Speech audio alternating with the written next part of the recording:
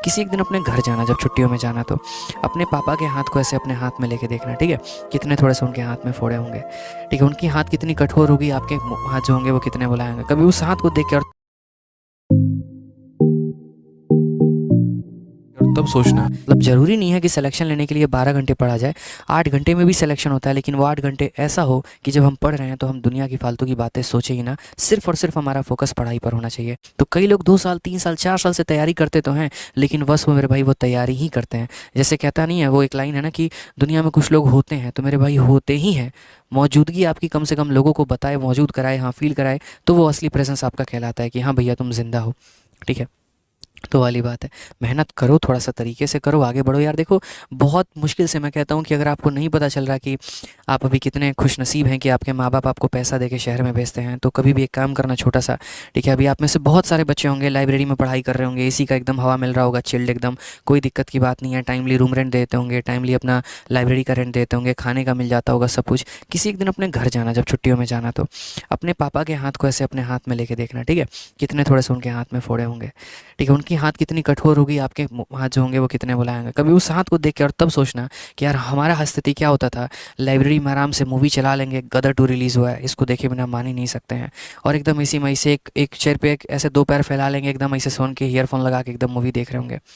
आपकी स्थिति एक तरफ ऐसी होती है और दूसरी तरफ वहाँ पर ये होती है कि अगले महीने बेटे को पैसे भेजना है, तो अब किससे कर्जे उधार लेके दूँ, ये होता है।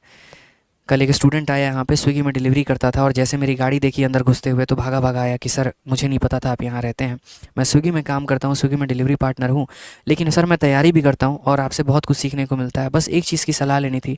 मैं थोड़ा सा भटका हुआ हूँ, मुझे एसएससी की तैयारी करनी चाहिए लॉ की, बस आपसे ये पूछना चाहता हूँ कि आपने जब तैयारी शुरू किया था और आपने जब इंस्पेक्टर बने थे तो फिर आप टीचिंग में आए तो क्यों आए, मतलब कुछ तो सोच के इंस्पेक्टर बने होगे। एक छोटा सा ही सिंपल था यार। हम जब मिडिल क्लास से मेरे भाई आते हैं तो उतना बड़ा सपना नहीं रहता है हमारा कि इतना जीवन में आगे बढ़ना है। मेरे मन में बस इतना था कि मेरे माँ बाप के ऊपर 10-15 लाख रुपए का कर्जा है, जो उन्होंने मुझे पढ़ाते वक्त लिया था, मेरे भाई बहन को पढ़ाते वक्त लिया था। उसके बाद अपनी बहन की शादी करनी है, उसके बाद अपनी शादी करनी है, भाई की शादी करनी है, और एक 10-12 हज़ार रुपये का फ्लैट ले लेना है किराए पे, ताकि अपने माँ बाप को गाँव से लाकर शहर में थोड़ी सी बची जो उनकी ज़िंदगी है वो थोड़ा हम अच्छा उनको जीने के लिए दे पाएँ। बस इतनी ही मन में ख्वाहिश होती थी, ठीक है। उसी के लिए दिन रात की वो मेहनत होती थी, दिन रात की वो तपस्या होती थी कि हाँ यार वो तो अपना जो जीवन है वो, मतलब पिछले 10 साल 15 साल वो तो शायद जी नहीं पाए, उन्होंने सारी की सारी मेहनत मेरे अंदर झोंक दी कि मेरा बेटा कामयाब बनेगा, मेरा लड़का कामयाब बनेगा।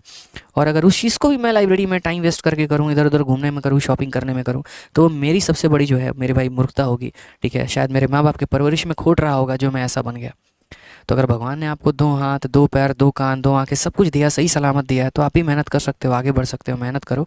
अपने माँ बाप की उस मेहनत को समझो और उसको यूटिलाइज़ करके जीवन में आगे बढ़ो।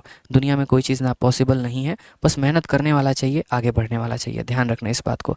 मेरा एक रूल रहता है, एक टीचर का भी, एक एजुकेटर का भी, एक मेंटोर का भी, एक मोटिवेशन का भी, हर तरीके से मैं 2 सवाल कम कराना पसंद करूँगा, कोई दिक्कत की बात नहीं। लेकिन अगर मेरे शब्द आपको ज़िंदगी में पढ़ने पर मजबूर कर दें मेरे भाई, तो मैं वो ज़्यादा बेहतर समझूंगा। पढ़ाते तो हर हैं यार, हर कोई पढ़ाता ही पढ़ाता है, बट नर्व्स को कौन समझता है, बच्चों के दर्द को कौन समझता है, और उस पर काम कौन करता है, बहुत कम लोग। मेरा बस इतना रोल है कि भाई देखो नॉलेज मैं यहाँ पर आपको दे रहा हूँ, पढ़ा रहा हूँ, तभी 7,000 बच्चे लाइव वॉचिंग है, वो पढ़ाने के ऊपर है, ठीक है। और मोटिवेशन के माध्यम से और भी चीज़ों के माध्यम से अगर आप ज़िंदगी में थोड़ी दिशा बदल लेते हैं और बेहतर चले जाते हैं, तो शायद मैं खुशनसीब मानूंगा वहाँ पर कि मेरी किसी शब्द ने आपको पढ़ने पर मजबूर किया है। तो यार देखो वीडियो अच्छी लगती है ना तो लाइक ज़रूर किया करो यार। आप लोगों के लाइक से बहुत मोटिवेशन मिलती है, बहुत हिम्मत मिलती है और पढ़ाने की, और अच्छा करने की, और बढ़िया कंटेंट लेकर आने की, और साथ में वीडियो को हर जगह पे शेयर भी किया।